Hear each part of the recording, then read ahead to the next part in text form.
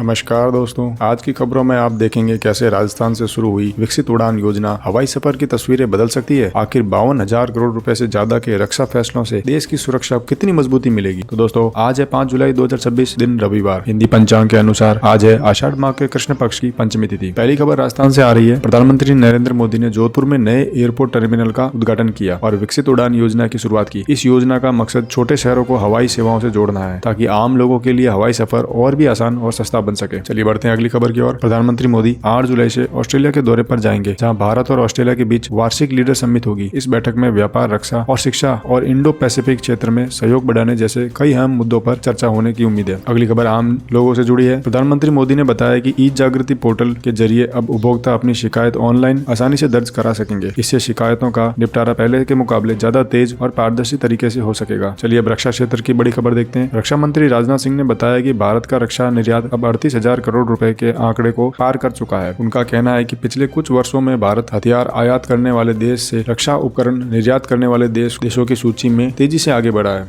अगली खबर प्रधानमंत्री मोदी के बयान से जुड़ी है। उन्होंने कहा है कि जब दुनिया ऊर्जा संकट से जूझ रही थी, तब भारत ने समय रहते सही फैसला लेकर बिजली और ईंधन की सप्लाई बनाए रखी। साथ ही उन्होंने विपक्ष पर अफवाह फैलाने के भी आरोप लगाए हैं। अब खेल जगत की एक न्यूज। श्रीलंका के पूर्व तेज गेंदबाज चमिंडा वास ने युवा बल्लेबाज वैभव सूर्यवंशी की जमकर तारीफ की। उन्होंने कहा है कि इतनी कम उम्र में इतना अच्छा प्रदर्शन दुर्लभ है, इसलिए उन पर जरूरत से ज्यादा दबाव नहीं बनाया जाना चाहिए। चलिए किसानों के लिए एक आई अच्छी खबर। सरकार ने प्याज की खरीद कीमत में करीब 13% की बढ़ोतरी कर दी है। अब किसानों से प्याज 2,125 रुपए प्रति क्विंटल की दर से खरीदा जाएगा, जिससे उन्हें अपनी फसल का बेहतर दाम मिलने की उम्मीद है। अब अंतर्राष्ट्रीय खबर पर नजर डालते हैं। प्रधानमंत्री नरेंद्र मोदी ने पेरू के राष्ट्रपति चुनाव में जीत हासिल करने पर केइको फुजिमोरी को बधाई दी। उन्होंने दोनों देशों के बीच दोस्ती और आर्थिक सहयोग को आगे बढ़ाने की उम्मीद जताई। अगली खबर चुनाव प्रक्रिया से है। उपराष्ट्रपति सीपी राधाकृष्णन ने मतदाता सूची के विशेष पुनरीक्षण अभियान के तहत अपना गणना पत्र जमा किया। साथ ही उन्होंने देश के सभी नागरिकों से अपील की है कि वे भी समय पर अपनी मतदाता जानकारी अपडेट कराएं। अब बात करते हैं देश की सुरक्षा से जुड़ी बड़ी खबर। केंद्र सरकार ने 23 और लोगों की आतंकवादी घोषित किया है। गृह मंत्री अमित शाह ने कहा है कि आतंकवाद के खिलाफ सरकार की जीरो टॉलरेंस नीति जारी रहेगी। हर आतंकी नेटवर्क पर सख्त कार्रवाई की जाएगी। चलिए अब आर्थिक मोर्चे की खबर देखते हैं। भारत और इजराइल के बीच द्विपक्षीय निवेश समझौता आज से लागू हो गया। माना जा रहा है कि इससे दोनों देशों के बीच निवेश, उद्योग और व्यापार को नई मजबूती मिलेगी। अगली खबर सहकारिता क्षेत्र से। अंतर्राष्ट्रीय सहकारिता दिवस के मौके पर अमित शाह ने कहा है कि प्रधानमंत्री मोदी के नेतृत्व में सहकारिता क्षेत्रों को नई पहचान और नई ऊर्जा मिली। सरकार इस क्षेत्र को, गांवों को आर्थिक ताकत बनाने में लगातार काम कर रही है। चलिए दोस्तों, अब बढ़ते हैं अगली खबर की ओर। अब बात करते हैं मेड इन इंडिया मैन्युफैक्चरिंग की। भारत ने अपना पहला मेड इन इंडिया एक्जिम यानी export import shipping container launch कर दिया है। खास बात यह है कि दुनिया की बड़ी शिपिंग कंपनी मर्स्क ने ऐसे 1,000 और कंटेनरों का ऑर्डर भी दे दिया है। इससे भारत की समुद्री लॉजिस्टिक और मैन्युफैक्चरिंग सेक्टर को नई मजबूती मिलने की उम्मीद है। चलिए अब शिक्षा और रिसर्च की खबर जानते हैं। खाद्य प्रौद्योगिकी के क्षेत्र में भारत और न्यूजीलैंड के बीच सहयोग बढ़ने जा रहा है। नेफ्टेम और कुंडली और मेसी यूनिवर्सिटी के बीच समझौता हुआ है, जिससे नई रिसर्च, आधुनिक तकनीक और छोटे स्तर पर छात्रों को बेहतर अवसर मिलेंगे।